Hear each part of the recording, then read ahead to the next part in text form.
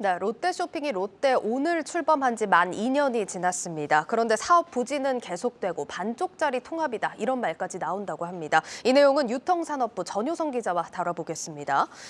정 기자, 먼저 롯데온 어떤 상황인지 좀 볼까요? 네, 이커머스 기업들의 실적부터 좀 봐야 될 것 같은데요. 예. 이커머스 기업들은 수익이 아직 나는 상태가 아니기 때문에 경영 성과를 따질 땐 총 거래액을 핵심 지표로 삼고 있습니다. 예. 이 지표를 좀 같이 보겠습니다. 지난해 롯데온의 총 거래액은 3조 3천억 원으로 네이버 쇼핑, 쿠팡, SSG닷컴에 크게 못 미쳤습니다. 아무리 롯데온이 후발주자라고 하더라도 거래액이 떨어진 상태인데요. 예. 특히 SSG닷컴의 절반을 겨우 넘는 수준에 불과하거든요. 네. 그리고 총 거래액 규모뿐만 아니라 성장 속도도 더딘 편입니다. 지난해 롯데온은 총 거래액 성장률 18.1%를 기록했는데 쿠팡, 네이버 쇼핑, SSG닷컴과 비교해보면 성장률 자체도 밑돌았습니다. 올해 1분기에도 총 거래액 신장률이 15%에 그쳤는데 경쟁업체 사이에서 성장세가 가장 처졌다는 분석이 나옵니다. 롯데온은 2년 전 출범할 당시에 2023년까지 총 거래액 20조 원을 달성하겠다고 야심찬 포부를 제시한 바 있는데요. 현재의 성장 속도라면 이 같은 달성이 쉽지 않다는 전망이 우세합니다. 쿠팡이나 네이버 같은 업체가 이제 막 20조 넘었고 뭐 이베이 붙여가지고 지금 그렇게 했는데 어떻게 7배를 만들 수가 없죠. 지금 시장이 성장이 그만큼 못하는데. 네, 정 기자. 일단 롯데온의 부진 원인을 저희가 어디서 찾아야 될까요? 네, 롯데온이 통합 쇼핑몰이거든요. 네.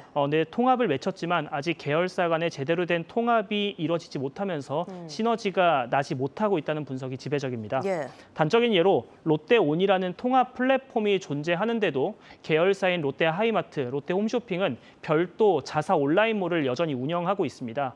이 자사 온라인몰들의 거래액은 약 1조 2천억 원이었는데요.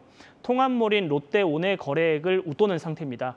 계열사 입장에서 보면 롯데온에서 물건을 팔면 수수료를 롯데온에 지급을 해야 되는 상황이거든요. 예. 굳이 수수료를 내면서 이미 자체몰이 잘 운영되고 있는 상황에서 굳이 수수료를 내면서까지 통합몰에 진입을 해야 되는 수요가 없는 상황인 거죠. 예. 롯데온도 이런 고민으로 인해서 지난해 8월 거버넌스 통합을 진행했습니다. 매출 수수료를 계열사들로부터 받지 않기로 했는데요. 롯데쇼핑 내 백화점, 마트, 롭스에만 이런 수수료 면제가 이뤄졌을 뿐 다른 계열사까지는 확대하지 못한 상황입니다.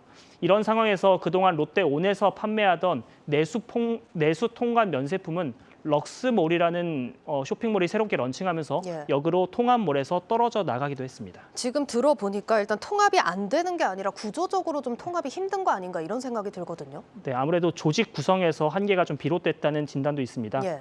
현재 롯데온은 롯데쇼핑 내 이커머스 사업부가 이끌고 있는데요. 롯데쇼핑 내에 롯데백화점, 롯데마트와는 어느 정도 협업이 가능할지 몰라도 법인 자체가 다른 계열사와는 한계가 있을 수밖에 없다는 겁니다. 네. 앞서 말씀드린 수수료 문제도 그런 차원에서 비롯된 거고요. 여기에 롯데온은 G마켓 글로벌 출신의 외부 인사죠. 나영호 대표가 이끌고 있는데요. 직급은 현재 롯데쇼핑 부사장입니다. 이 때문에 조직을 이끌어 나가는데 한계가 있다는 지적도 나옵니다. 인터뷰도 함께 들어보겠습니다. 그 온라인 부문에 시장은 있어요. 근데 과연 이 온라인 그 별도 법인이 아닌 상황에서 그 7개의 법인을 아우르는 장악력이 있냐, 그런 부분에서는 좀 약간 물음표예요. 네, 반면에 경쟁사인 SSG닷컴은 별도의 법인이 온라인 사업을 이끌고 있습니다.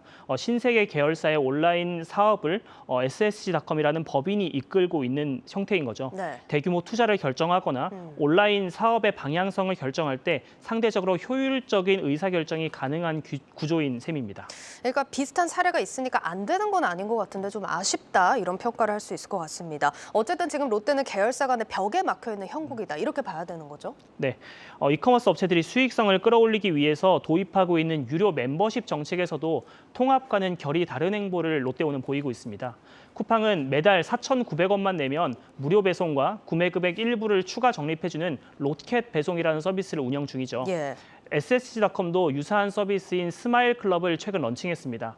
핵심은 적립과 무료 배송, 부가 서비스 등을 하나로 통합했다는 건데요. 하지만 롯데의 경우에는 비슷한 서비스를 계열사 간 따로 운영하고 있습니다.